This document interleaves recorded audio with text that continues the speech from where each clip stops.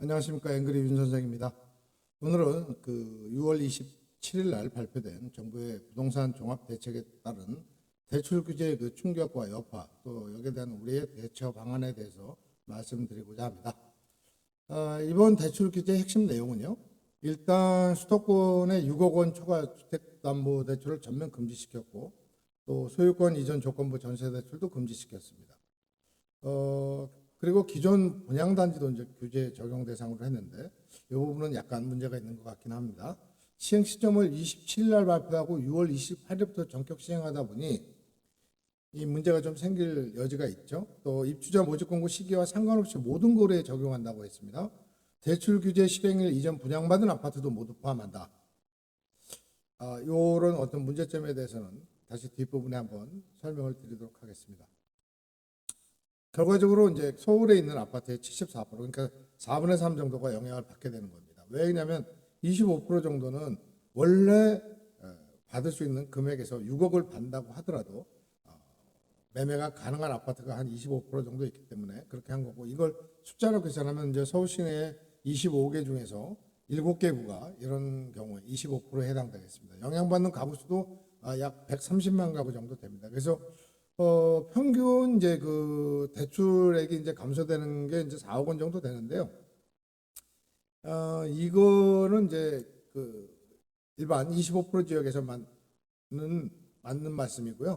대부분의 경우, 예를 들어서 서초구 말씀드리면 서초구가 31억이었는데 50% 적용하면 16억 정도 이제 대출을 가능했는데 6억이란 말이죠.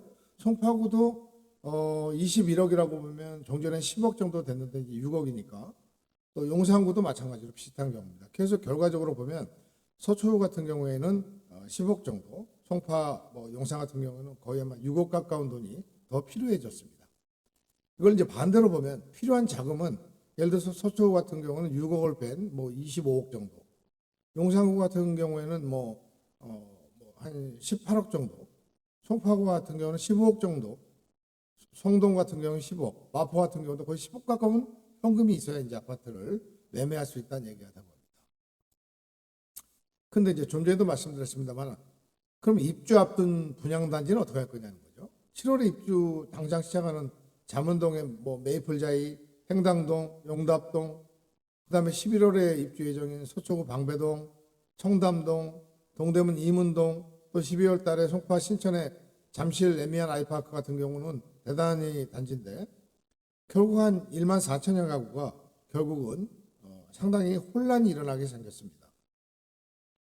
여기에다가 전세대출도 금지로 인한 파급도 그 효과가 대단할 것 같습니다. 일단 전세 보증금을 활용해서 잔금을 납부하려고 했던 부분들이 세입자가 이제 전세자금 대출을 받지 못해서 보증금을 조달 못하는 어려움이 생기니까 결국은 집주인한테까지 문제가 생길 수 있겠고요. 또 전세 태거 자금 대출 적용 여부에 대한 이 부분이 규제상 해석에 굉장히 좀 혼란이 있을 걸로 보입니다.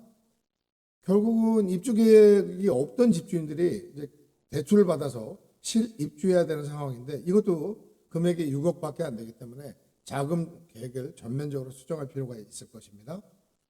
최악의 경우는 어떻게 돼요? 잔금을 못 내요. 그럼 위약금 부담해야 되고 계약 취소로 이어지고 이런 것들이 상당히 혼란이 이어질 게 예상이 되고 있습니다. 자, 그래서 너무 갑작스럽게 하다 보니까 은행권에서도 전혀 준비가 안 돼 있었다는 거 아닙니까? 그래서 서울에서도 아까 말씀드린 25%에 해당되는 노도광이나 금강구, 중랑구 이런 규제 지역이 적은 데는 이 규정을 좀 다시 한번 검토를 해봐야 될 가능성이 있다는 거고, 또 이제 기존에 하던 분양했던 거라든가 이제 이미 거래가 되고 있던 아파트의 자금 조달을 위해서는 숨통을 터줘야 될 것 같습니다. 그래서 가족 간에 대출을 받을 수 있는 그 범위는 좀 넓혀준다든가, 아니면 신용대출이라든가 기타 다른 대출을 물꼬를 터준다든가, 아니면 다른 갖고 있는 자산을 매각해서 할 때는 이거를 면제를 해준다든가, 이런 대안 자금 조달 방법을 물꼬를 터줘야지, 그렇지 않으면 상당히 혼란이 일어날 걸로 보입니다.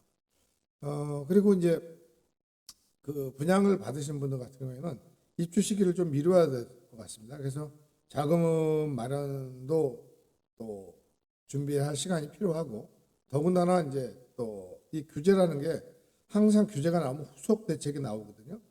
그래서 지금 시장 상황, 그다음에 정부 발표 후속 대책 이런 것들을 한번 계속 모니터링 해가면서 다음 계획을 세워야 될 것으로 보입니다. 어쨌든 서울시를 비롯한 수도권에 이번 규제를 통해서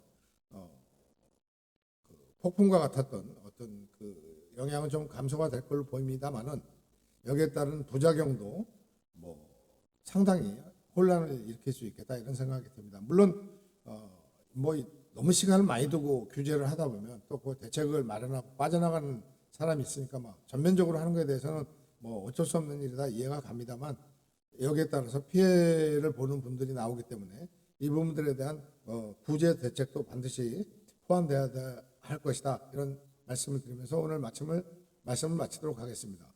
감사합니다.